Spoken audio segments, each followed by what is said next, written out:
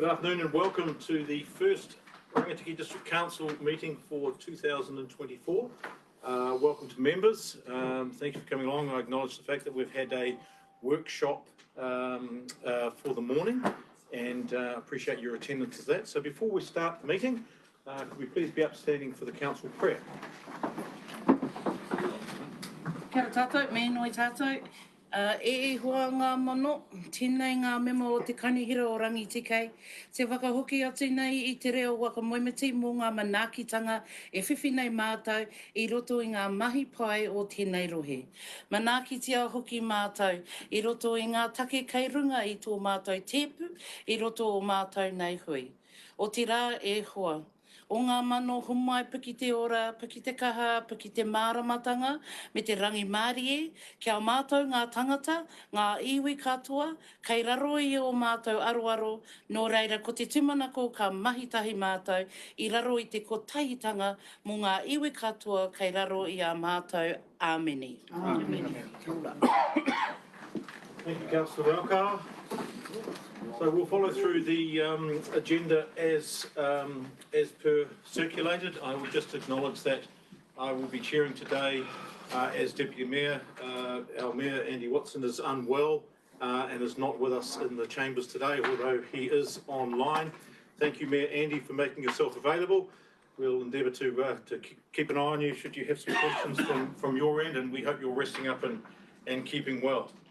So with that, we only have, is Mayor Andy an apology then, or available via Zoom? So thank you, that does not need to be listed as an apology. Not been made aware of any public forum in today's meeting. Conflict of interest, members, you are all well aware of your obligations around conflict of interest. If you have any, please declare to the chair at any stage throughout today's proceedings. If you're unsure, I would encourage you to raise it, and decision can be made from the chair as to whether or not it's felt that there is a conflict regarding whatever the particular matter may be. Moving straight on to confirmation of order of business. There are no changes to today's order paper. They are as circulated and as received by members. Moving on to item 6.1, confirmation of previous minutes. And I'm just trying to think where on earth that was. It seems like an eternity ago. On the 14th of December. Sorry. So we'll start with the page 6 and the confirmation of order of minutes, moving through page 1, page 2, 3, 4, 5, 6, 7, 8, 9, 10, 11, 12, and 13. Are there any matters arising from those minutes? Looking around the room to members. Being none, could I have somebody move their true and correct record? Move Councillor Lambert, thank you. Second it, Councillor Dalgetty. All those in favour? Aye. Aye, that motion is carried. Thank you. It's the confirmation of those minutes. Moving on to item 7 on today's agenda is follow-up actions from previous council meetings. There are a number of them there. I'm sure that you will have all had a look through them in your pre-reading of the order papers. Rather than going through them all individually one by one, has anybody and any of the members of council in this committee indicated anything that they'd like further explanation on, further follow-up on from our management team? Give you a chance to refresh. Just while you're looking at that, I would like to just raise one small one from myself on item number 16. If we could just move to item number 16 on the follow-up letter.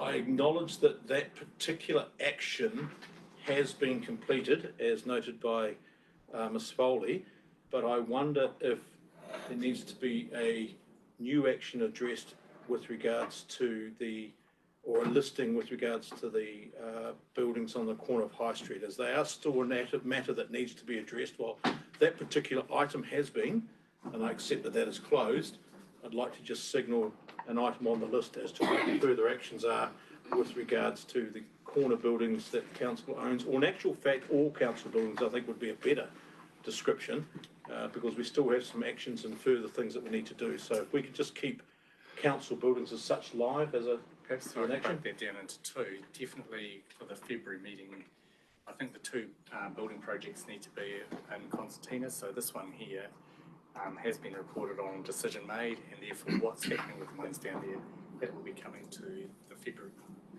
later February meeting. Yep. So that will be on target. And the rest of the properties are still part of that property review survey that's been undertaken. Yep.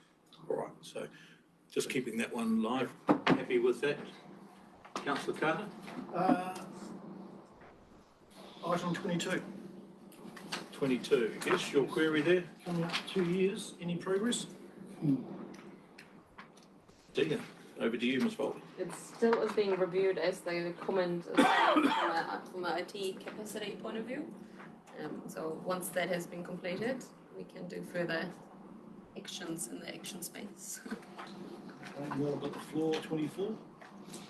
What was that, Councillor? Item 24. Item 24, yes. I believe there was an MOU that we didn't accept. What's... Spinani, could you comment on the councillor's query? I can, thank you, Mr. Chair. The problem for us is the resources. So with this specific one is to get the time and the people to be able to do that. And we have to continuously do that and prioritise what sits on the top of the list and what's at the bottom. That's where it is.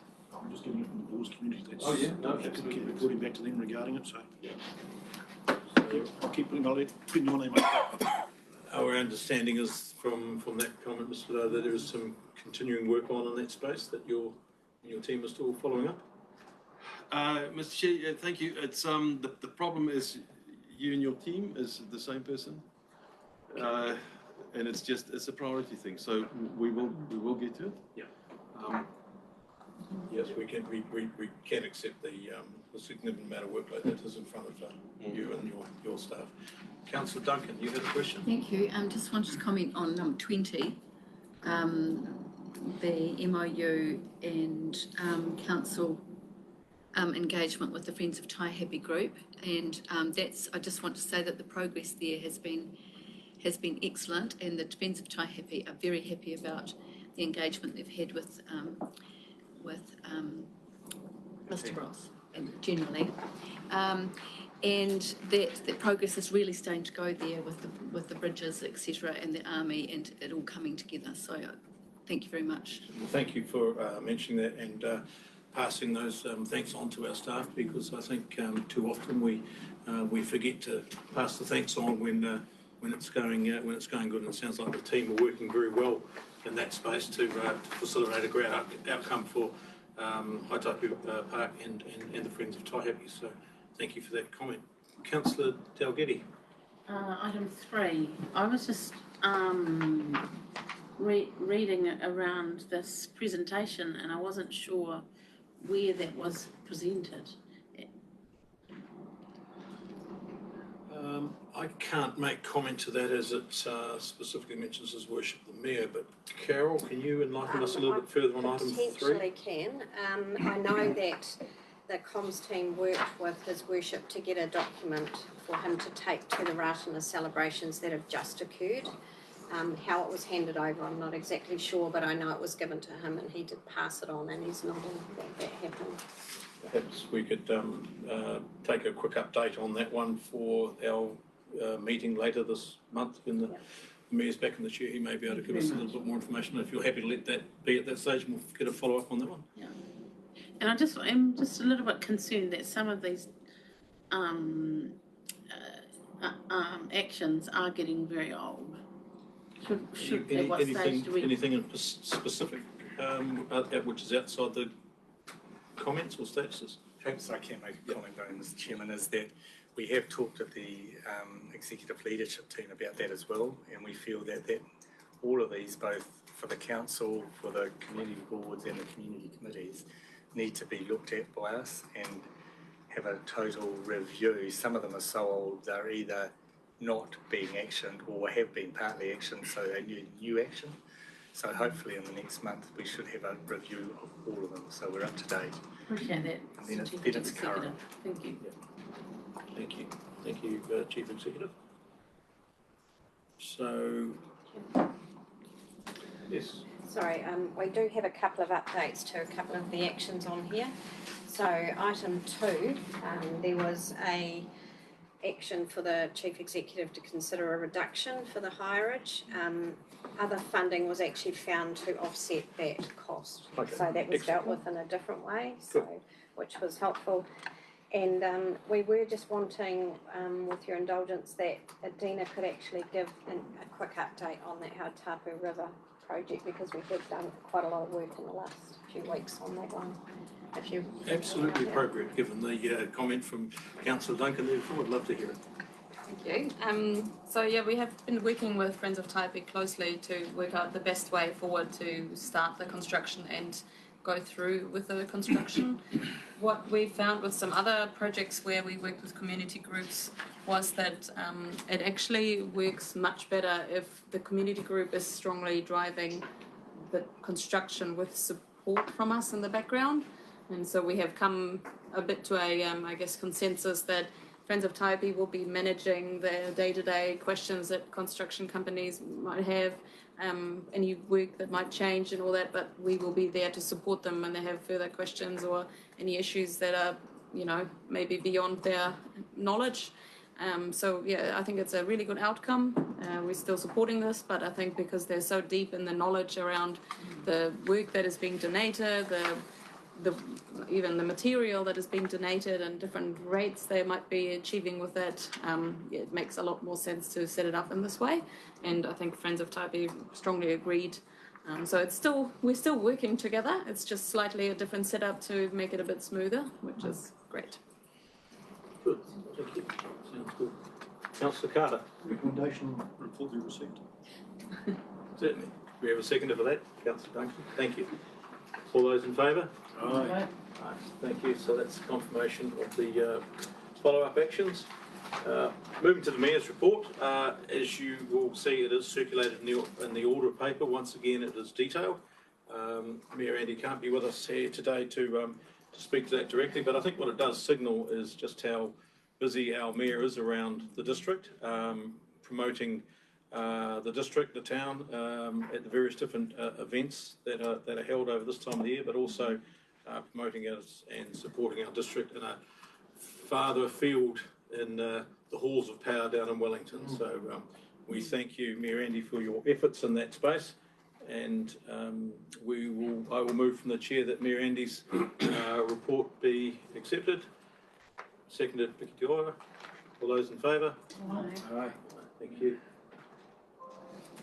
Next item on the agenda is item 9.1,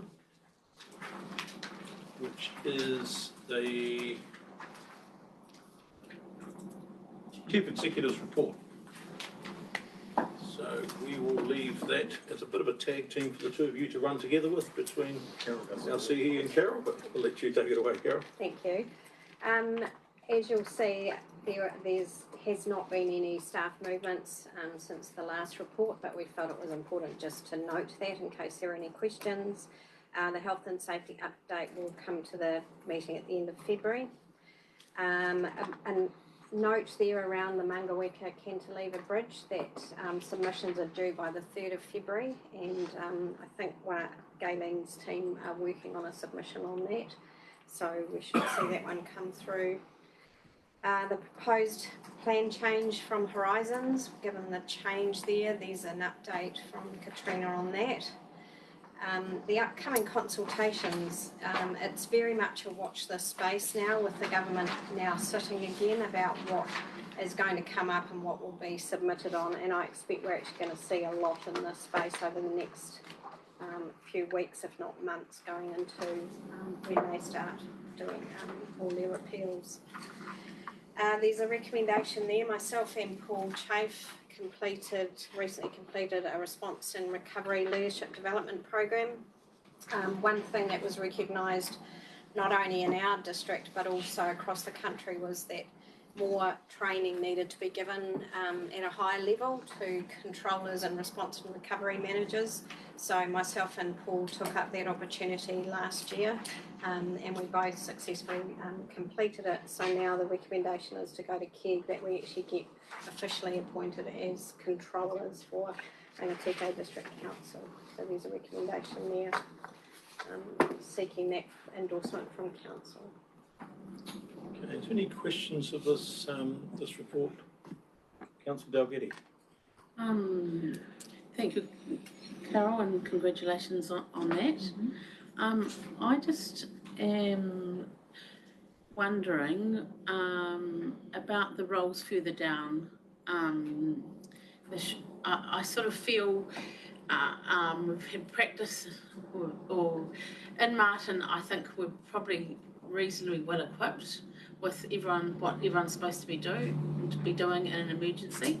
But I'm worried in our smaller towns that people may not be so clear on their roles. And in fact, what is our role as elected members? So do the community committees have a role? These are the things that are going through my mind. And can we learn from what's happened on the East Coast? Good question. Yeah, I can make a couple of comments but a good there. question. Exactly those things were spoken about as part of this training, that when there is an event, I won't even say if, that we need to tap into the people that know the communities better than staff do. And that includes elected members, it includes community boards and the community committees. So, like, I've only just finished this in January, so, but we have, the Chief Executive and myself have actually spoken about changing the way that we actually do approach civil defence here, both internally with our staff who would say that they would like more training as well. But how can we better that right across? So I think the answer to your question is it is on our radar. It's definitely something we will have focus on, and we want to have a focus on it sooner rather than later because, like I say, it's not if, it's when. I can just make a couple of comments. One is it's really good that Carol and Paul have done that. It's not an easy process to go through and it takes a lot of time, so that's a real benefit for your community and it will happen here. In terms of the community, at Paul's community, for instance, there is a whole document with how they are engaging. Councillor Brian has it there. So all communities, in my understanding, are working towards that, which does denote as to what the responsibilities are. But remember, civil defence is how the community reacts. So it's not like we've got 10 staff that are available for everywhere throughout. It's not like the Auckland scenario where people were asking for civil defence people on every week. That's not how it works. So the more understanding that the community gets of how that operates is of benefit. And like what Carol was saying is we just do need to have a look at that and get that understanding better throughout the whole organisation because it will happen here. Yeah. But you have got really good qualified people and it is active. Because you've had events too around here, that brings it home. If you've been in a place like Auckland that didn't have any events and are not used to practising and are not used to the events, that's when the calamity happens. It's something that I'm very passionate about as well. So. Councillor Rocco. Just to talk to that as well, to acknowledge Paul Chafe in terms of, we talk about the communities and the response to them. The marae also have their emergency response plan, which Paul has helped Waihu. They're set up, it's really well done with their emergency response plan. So will Tini Waitara. They're in the throes of beginning to become the marae that is responsible for the people if anything happens. So that is really good that what they're doing to help us set up in terms of our marae around around our area, which is really good. It would be a decision, of course, for the Chief Executive and Ms Gordon, but I know that Paul Chafe, who's widely respected, has attended community committee meetings in the past. Whether or not he's had an opportunity to attend in Huntable, yes, I don't know, but that could be something that he may be a point of contact, but I would encourage you to speak with the Chief Executive about whether or not that could be arranged to get a bit of a platform going for the community up there. Perhaps an opportunity. Councillor Carter. A footnote, there is a weekend of barbecue on the 18th, not celebrating, the 20 years that Scott's Ferry got flooded out. All right. So that just shows you 20 years ago when that happened, so. 2004. Yes, it's an event that I remember well. Okay, so Councillor Duncan. Just going back up to the top, I just wanted to say that it struck me quite forcefully at Gumboot Day that the Turakina Highland Games were on the same day. And I just wonder if council has got any sort of ability to recommend to our community event people that they shouldn't really schedule them on the same day if at all possible. I don't know how it happened this year. It hasn't happened in years gone by, and Gumboot Day's pretty much always been on the same day. But we do have MOUs with Taihape Community Development Trust, who are in charge of Gumboot Day.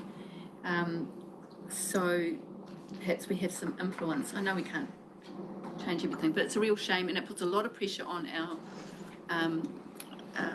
elected members, on our mayor, on our MPs to show their faces and support communities. So in that respect, it's a real shame if it's the same day. To try and get a almost like a year planner out nice and early, but thank you for raising that, Councillor Rakawa. Just in response to that, it was quite good. They must be amiable to be able to change, because usually they run the same day as Ratana, so Turakina and Ratana are full of cars. This year they were offset one another, which was quite good. So they might want to do. They might be able to change for Taihape. Kia ora. Okay, kia ora. So just looking at the report on this item 9.1, which we were discussing on the agenda here, I would just note that with some interest, the repeal of the water services entity, or the affordable waters, it's an interesting space that we all know. I suppose you could call it the controversy that Three Waters caused, and then became the affordable waters, and here we are now. We've still got really no idea what's going on, but the issue is still there. It's never gone away, and the issue is about how do we do it, how do we afford to do it, and who pays to do it. And we're yet to see that issue actually addressed. We've had a change of government. We've had lots of, to a certain extent, rhetoric about the repealing of it, but what's going to happen? Because the issue is still real. It's still there. It's affordability. How do we pay? How does smaller communities pay? Failing infrastructure across the country. It's not gone away, and I'm really looking forward to someone coming up with a tangible plan that is a long-term plan and doesn't just transist 3 years of parliamentary term, but is actually a real bipartisan agreement to deal with the issues that, as a country, we face. So, it's just sitting there as an upcoming consultation. Well, it's more than that. It's bigger than that, and somebody needs to deal with it, and we need to get all parties on the same page to actually address this issue. But it's hope that the current government, in its form, can actually address it for its real needs to all ratepayers and everybody in the many communities that are affected. Councillor Duncan. On that note, and thank you for saying that so well, but on that note, I would like to applaud our staff over the last 4 years who've been navigating that space, and the consistent advice that I've heard is that we should play it as business as usual. There have been other councils that have decided to bank on certain things, and they've come a bit of a cropper, but we haven't, and it's because of very good staff advice and good decisions around the table. So thank you. 100% agree. Councillor Carter. Recommendation. I do have one question just before we go to that recommendation, if that's from Piki Te Ora. Is that a question? Just a comment. Looking at the upcoming consultations, I'll be interested to see where we sit as a council in regards to the local electoral restoration of polls, specifically around communities' right to demand a poll for the establishment of Māori wards or constituencies. I agree with that comment when it comes to consultation. I would absolutely agree. Back to you, Councillor Carter. recommendation that the report be received and also recommendation 2. I'm happy to support those two recommendations together. Seconded from Councillor Moore. Moved Councillor Carter, seconded Councillor Moore. All those in favour? Aye. Against? Those collective motions are carried.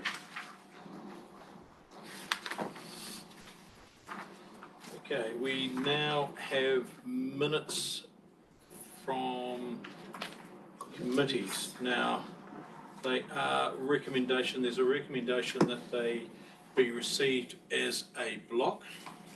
We can only receive these minutes. We're not here to discuss the accuracy or details of them unless someone has a particular point of the meeting that they attended. Councillor Moore. I move they be Received as a block as per the recommendation. Thank you. Okay, we have a second for that. I'll second. Thank you, Councillor Lambert. All those in favour? Aye. Against? That motion is carried. Right now, we come to a section where we will need to move into public excluded. Today's agenda has been a light agenda, given the fact that we also have a council meeting at the end of this month. I am comfortable that the reasons given for moving into public excluded are sound and reasonable. And with that, I'll move from the chair that we now move into public excluded. Do I have a seconder? Thank you, Councillor Moore. All those in favour? Aye. Against? The motion is carried. Thank you to those online. Thank you for viewing. And we look forward to seeing you at the end of this month of February for our next scheduled council meeting. Thank you.